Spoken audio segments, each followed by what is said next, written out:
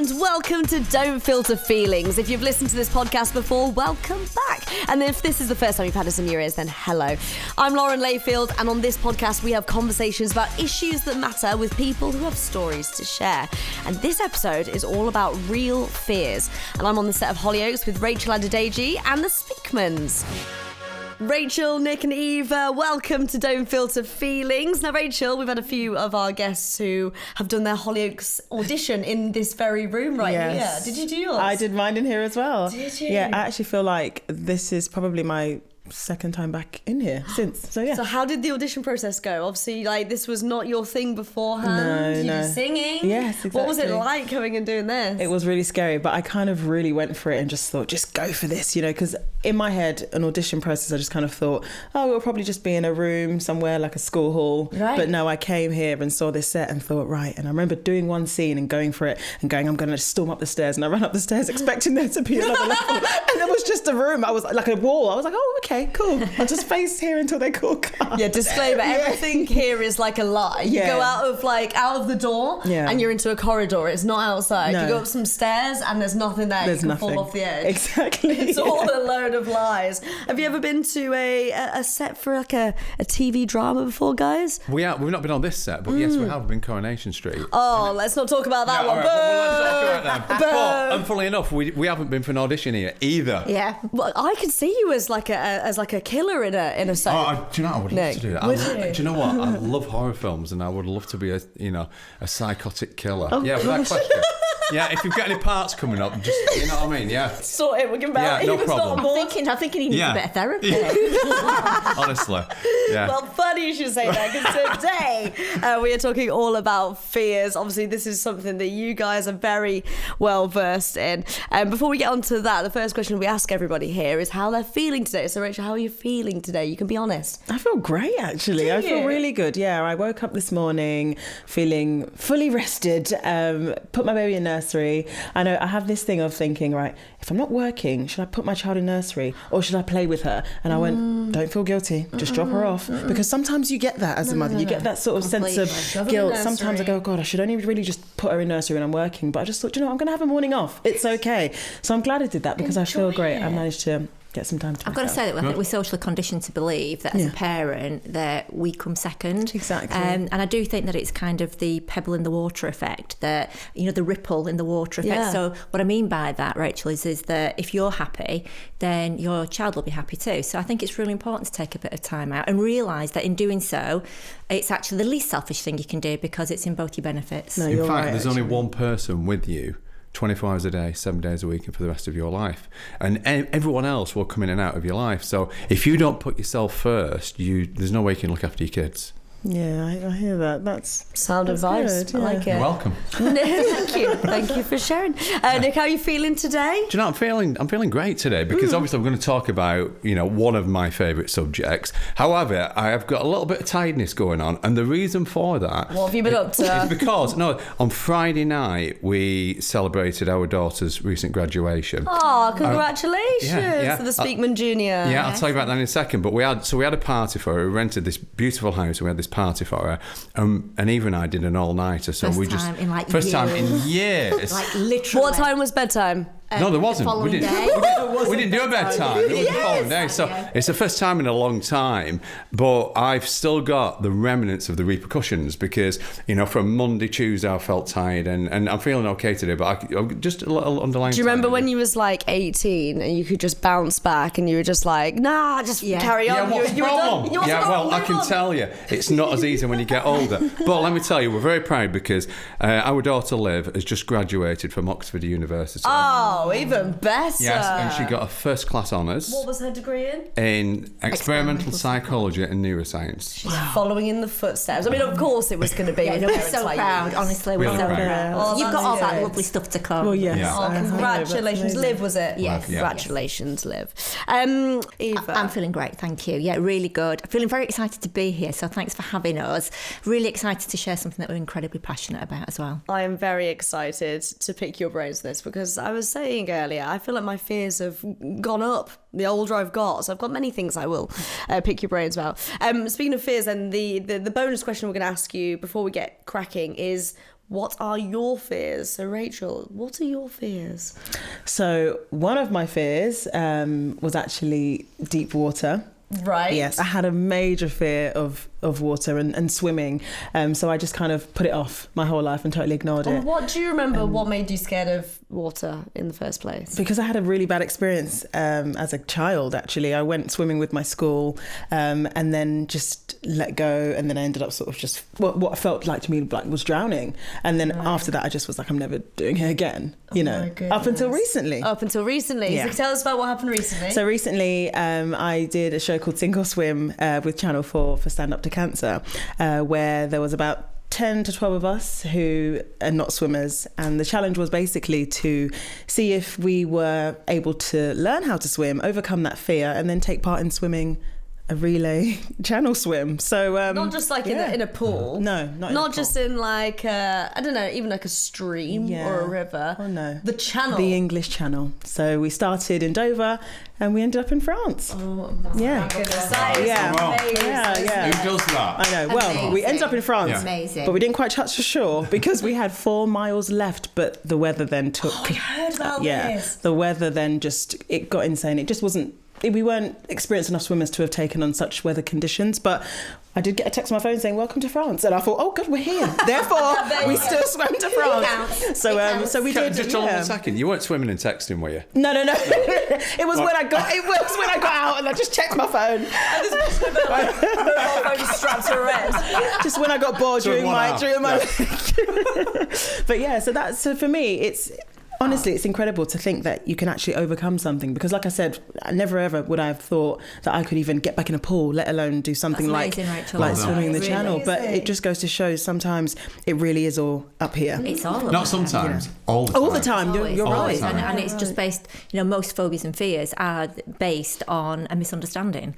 And in that situation that you just explained then at school, that literally was a misunderstanding, because the water is just an inanimate object that just exists. Yeah. The thing that went wrong was whoever was supposed to be taking care of you, or let go of you, or so that was the issue. It wasn't the water.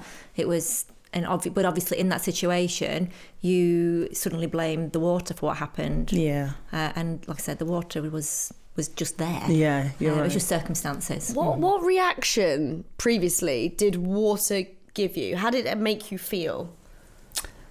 I suppose I only sort of associated water with just keeping clean, so washing the dishes, taking a shower, but there was no sort of, after that experience I just didn't understand how and why people saw it as a pleasurable thing, going in the water and swimming for fun. I just didn't ever get that, because I suppose to me at the time it had a negative effect on me mentally and physically, so I just kind of instantly shut it off. But I think because I knew that this obviously was a great thing to do, I wanted to kind of test myself, if anything. So when I signed up to do this, I didn't even think about the channel swim. I just thought, you know what, let's just take each step at a time. And if I can get through one session and I can get through the next, then that would be great. So I think because I'm quite good at sort of, once I do something, I like to sort of stick at it. And I think once I started to realise that the water's my friend, and actually I wasn't drowning each time I got in, I thought, well, actually, physically I can do this. So there's no problem why I shouldn't. What was the programme based on to help you to get over your fear? Was it just to gain confidence in the water? I think. So was it just swimming? Was it literally just a little bit like gradual exposure, I guess? Exactly, yeah. Okay. But so it started off with about 10 of us, and unfortunately only 7 of us ended up doing the actual swim, because then also you started to see along the way that some people really couldn't deal with it, because there are people that had even worse experiences than me. People that almost nearly drowned twice as adults, and so for them it was really difficult, and even sometimes it wasn't an easy process. I mean, 12 weeks of swimming, it was hard, and I probably didn't even start enjoying it until the last 4 weeks or something, because I remember the sessions, it wasn't only just the learning, it was also, right, this weekend we're going to now take you to Burr Island in the sea, and we want you to just swim 1,000 meters. Go. And it's a bit like, okay. So as you're swimming, and I'm like, this is great. All of a sudden I remember what happened, and then I started to panic, and then instantly those fears come back, and then I'm like, right, get me out. So it's like you were saying, it really is up here, because when I got to the channel swim, I knew that once I was in the water, I had to swim for an hour consistently without stopping. And as soon as I started to remember where I was, I could feel my body kind of going. But then I just thought, Rachel, snap out of it and just think about what you're doing. Just one arm in front of the other. and I managed to just do it. And then I couldn't wait to get back in again. It's crazy. I was going to say, can you now go to a swimming pool without any hesitation? Gosh, now I'm craving to get into open water swimming. I'm literally like, gosh, take me somewhere. Yeah, it is. Making up for lost time. Yeah, exactly. And I think the good thing for me, I wanted to challenge myself was also because I didn't want to have that fear installed onto my child. Absolutely right. There are so many, groups like baby groups where they do swimming stuff, and I haven't taken her up until now because I instantly thought, well, what happened to me is, I was scared, and I just kind of thought I don't want her to ever go through that.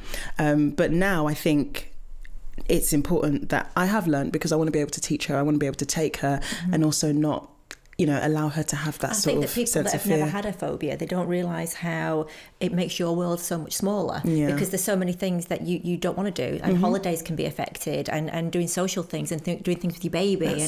Quite often, most phobias can be cured within an hour. That's when we started working on this morning, which it'd be 10 years next year. What we would have to do, we would come on the show and they'd sit someone down on the sofa with us. It's the first time we ever meet them, but we know that they've got a clown phobia, a spider phobia, whatever it is, and we'll meet them first time on the sofa. And what would happen? They put them on a heart monitor, and Phil or Holly would say, right, okay, so we've got some tests here. So let's say with spiders, firstly, they go, right, okay, so they're on the heart monitor, and they show them a photograph of a spider, and obviously the viewer could see the heart rate. And we would only ever go as far as they were comfortable. And then it go from a photograph to maybe a video to maybe a small spider and then a big spider, and to the point where everyone could see that they were phobic.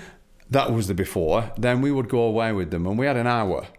It was always an hour to work with them. We'd come back and do the exact same test, and they'd be fine. And often a little bit more. Insane, isn't it? Yeah. That's insane. So what? Can you reveal your secrets? Are you like magicians? No. How do you do that? It's a very simple process. Our therapy is based on common sense, and whenever we work with someone, they go, oh, wow, was it that simple? And it is, because ultimately, the starting point is you weren't born with a phobia. Most phobias are created between the ages of 5 and 13. And every time, Rachel, I don't know how old you were when you had your incident, but you would go back to use the reference from your childhood on how to think and feel about water.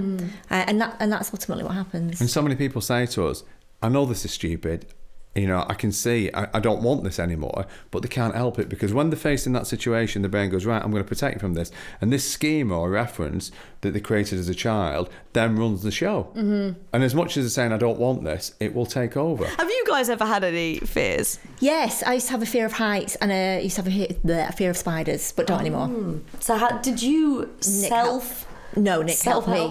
Nick helped me, and I helped him, because what was yours? Cockroaches. It's interesting that animal ones feature quite highly. We'll go through a list, I think, That's true. What the top, I think this is top 5 most common fears. Number 5, fear of dogs. Very common, yeah. Which is a weird one, I think, because I love dogs. Same. Why is it that people struggle with that one so much? The most common reason that we found is when a child, maybe it's like 2, 3, 4 years of age, and a big dog's been excited to see them, and it's knocked them over because it's bounded over and knocked them over, and they've not understood that was just done in fun and friendliness. And they thought the dog was attacking. Yeah. So that is usually the most common cause of a dog phobia. It's funny that we can either love them, or it can be in the top 5 fears, isn't it? What a funny thing. Yeah. Number 4, fear of flying. Number 3, fear of heights, like yours, Eva. Yeah. So how did heights, for example? Because I'm all right, weirdly, I'm all right with heights, just as long as I'm not going to go off the side of the building. It was from when I was a little girl. I was on the, the big wheel at a fun fair. Yeah. And we stopped at the top. And, you stop, it sort of stops and then people get off. And I was sat with somebody who started shaking the carriage. And I was just like, oh my God, I'm going to fall. And that was it, just from there. And I actually went through life thinking, oh, well, you make excuses. I was like, oh no, it's okay. Well, I don't really need to be up high, so it's fine. And then about maybe 10-12 years ago, we were working on a show in LA, and the concept of the show was to help 5 people who had a fear of heights do something that somebody who didn't have a fear of heights would want to do. So the end of the show was to get these 5 people who we'd worked with to zip line between 2 skyscrapers in downtown LA, which I was still quite cool with. I was like, right, okay, we'll fix you because I'm okay with this. I don't really need fixing because I don't really need to do the height thing. And then they said, right, okay, so we're going to do this zip lining thing, and Eva, you're going to go first. And I was like, Oh my God. Now's the time. I'm just going to disclaim. Excuse me. So you know. Yeah, excuse me a second. Nick. And literally, I remember we were stood under a fire escape on the top of a skyscraper in downtown Los Angeles, and Nick had to treat me for my fear of heights, and I was fine. So hang on, you just treated her then and there on the spot? Yeah. So they are like magicians. Powerful. This is amazing. So we did that. So that was mine, and then spiders. Again, that was a fairly straightforward. With spiders number one on the list. Yeah, because I think the thing with spiders is that it passes on. Because let's face it, nobody really in this country has a bad experience with a spider. Yeah, that's so strange, though, isn't it? That we know they're harmless to us here, but so many people hate them. It's just conditioned Do you behaviour. know what's really interesting is that spiders. A spider in this country will not hurt you. However, and people suffer with arachnophobia. However, in Australia, right, there's several spiders over there that will literally kill you. But people don't suffer with arachnophobia Quite as much as they do in this country. Isn't that amazing? So why? Education. Yeah, it is. Because all fears aren't real, and a lot of them are through phobias. They are through a lack of understanding. So what happens in the UK, we're not taught anything about spiders, so children form their own opinions, and a lot of opinions are from horror films, scary things. We're not Halloween spiders. They're seen as as nasty. Whereas in Australia, in school, they're taught, right, these spiders over here, these are okay, these won't hurt you.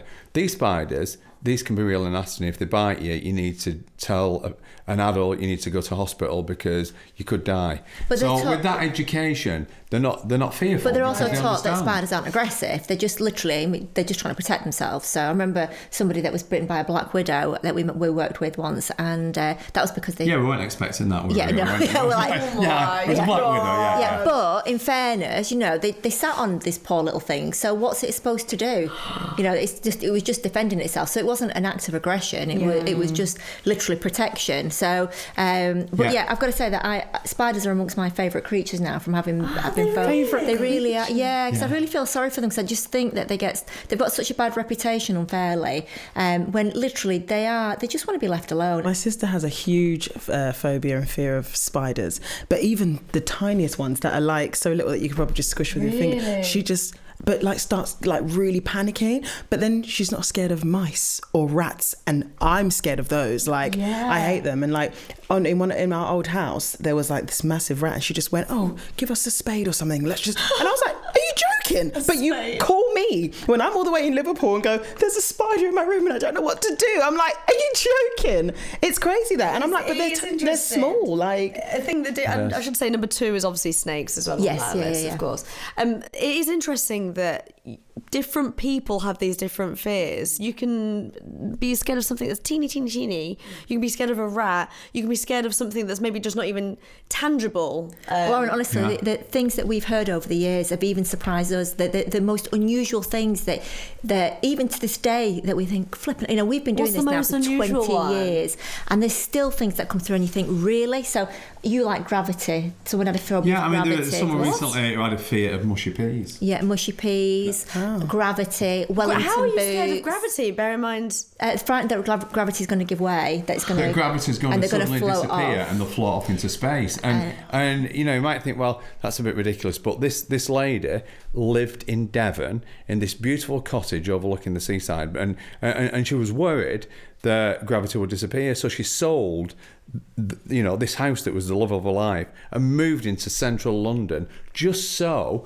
that if gravity went, she could cling onto a building and grab hold of it. No, that is that's incredible. That's so extreme. Wow. Tin foil is another. Then you've got your more common ones like dentists, doctors, needles, blood.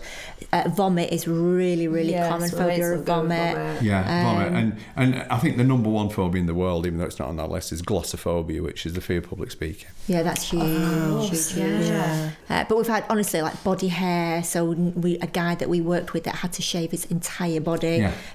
All the time. Yeah, all the time. Because he couldn't everything. So as soon as a little bit of stubble came it all had to go. It all had to go. I know someone who's got a fear of holes, that's holes. common. We were talking about that just before we started. So but they just common. Get really itchy. Yeah. So that's a really interesting one to me because Trypophobia. Is that what it's called? Yeah. I've never had that phobia, at all. I don't know what I've seen, but it's now getting worse and worse and worse. And now it's got to a stage where a few years ago, I'd seen something. It was something because they go online, they go on Facebook. Well, I was going to say social media has actually helped to inflate. Has it? Yeah, it has, because we're hearing about it more than we've ever heard about it before. And it does come down to things being posted on social media. So the other day it was a foot.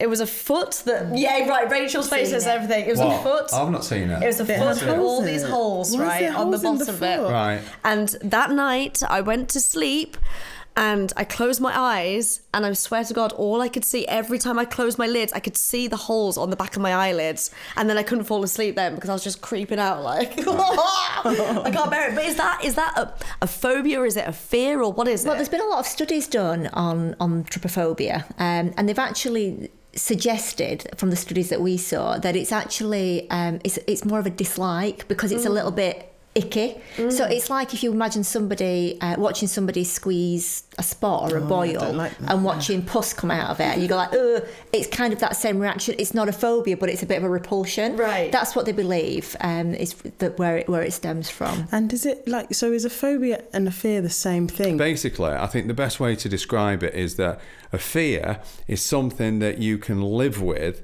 and you can just get on with your life. However, a phobia is something that will begin to slowly debilitate your life, Right. and cause you more issues. I think I have a fear of singing publicly, which is stupid. No. Which is honestly, and it's bizarre because people go, "How can you say that when you sang in front of Simon Cowell?" But honestly. Yeah. I did X Factor when I was like 17. When I was 17, 18, I didn't really have a care in the world. Yeah. I just kind of sang and I wanted everybody to hear me. But now if I was asked to do the X Factor again, I honestly, physically, I don't think I'd be able to. So let me ask you a question though, Rachel. Is it a fear of singing or is it fear of being judged?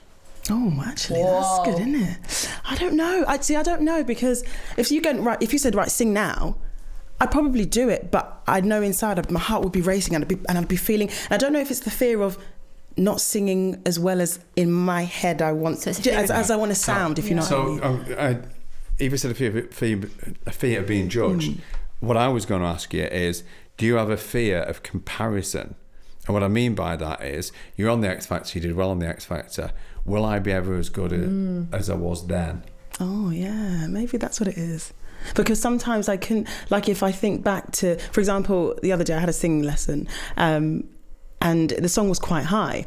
I remember just before I even sang it, I just said to my teacher, I said, "Oh God, I can't do that." And she just went, "But that note is like a C. You've sang an E before. Right. So physically you can do it." But I've gone, no, I can't. And she went, "Okay, well, let's just do a few scales." Did some scales and she went, "So you've just gone higher than what you mentally thought you couldn't do." So I don't know why that is. I don't know why instantly I've set myself up for going, I can't do it. It sounds to me like you don't want to put yourself up for that comparison.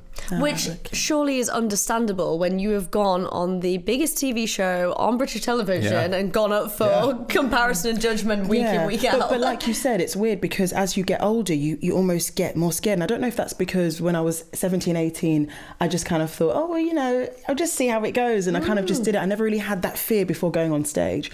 Whereas as I've gotten older, maybe it's because I've seen it more as less as a hobby and now as a profession. I want to be I want to be like Celine Dion. I want to be, You're putting a bigger pressure on yourself. Yeah. The fact is, there's more at stake.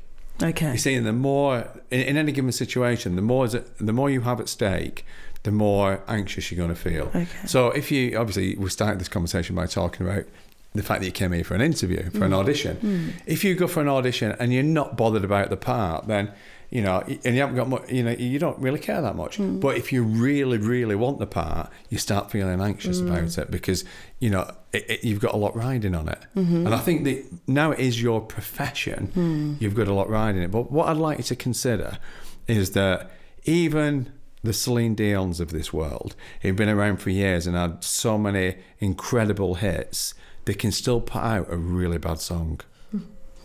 But it doesn't mean that bad singers, does it? Yeah, you're right. You're so right, because Mariah Carey, who we know is just such an incredible singer, I remember seeing a footage of her going out. She started singing, and I think air just came out, but she still owned that stage and was like, oh, this woman's not even singing. But she's still owning it. And actually, it didn't stop her from getting back on stage because she did another show the following year. But I'd love to have that level of energy, like just to be like, instead of sort of, and I think it is from a bad experience because I mean, I'm not trying to big myself up, but because I know that I was good before, and then I did one show or something on stage and it wasn't as good as the previous show. So I always think back to that bad time, and instead of thinking about the many great times where I sang. Using that as a reference. And can I just say that we're all socially conditioned not to brag, right? People say, don't brag. And you just said there, I don't mean to big myself up, but how would I know? Yeah. Right? I remember you on X Factor, but let's say I'd never seen you on X Factor. I don't know. Yeah. You know, you might be a really terrible singer. Yeah. So unless you tell me that you're good, I don't know. Yeah. And I you know, I have this saying that no one out there is blowing your trumpet. You know, you taught as a kid, don't blow your own trumpet, it's not for me. But who's blowing that trumpet? If you don't blow it yourself, it ain't going to get blown. So, Rachel, somebody who has conquered their fear, which is incredible, what has that done for you in your life? What kind of confidence has that given you? Do you know what? I think it's actually made me realise that you can do anything, you know, if you put your mind to it. Because the swimming side of things, you know, as we explained, I had that fear of water and I blamed water, and water was the problem because of what I experienced at the time. But then when we kind of broke it down and I had my sessions, and I was just taught to swim properly, you know, it's just about the physicality. You know, physically, there's no reason why I wouldn't, you know, just kicking and then just do each stroke correctly. And then once I realised that I could do that, that fear of the water then kind of slowly, gradually went away. But then obviously the swimming now is what I could focus on. So the fear had gone, but now it's now learning a new skill. Right. And then it's sort of, and then once I was able to do that, I then realised that, you know, you can really conquer anything if you just put your mind to it, because it really was all mental. It was all up there. My mind was just constantly telling me no. Every time I saw water, it was just not something I wanted to react with, you know.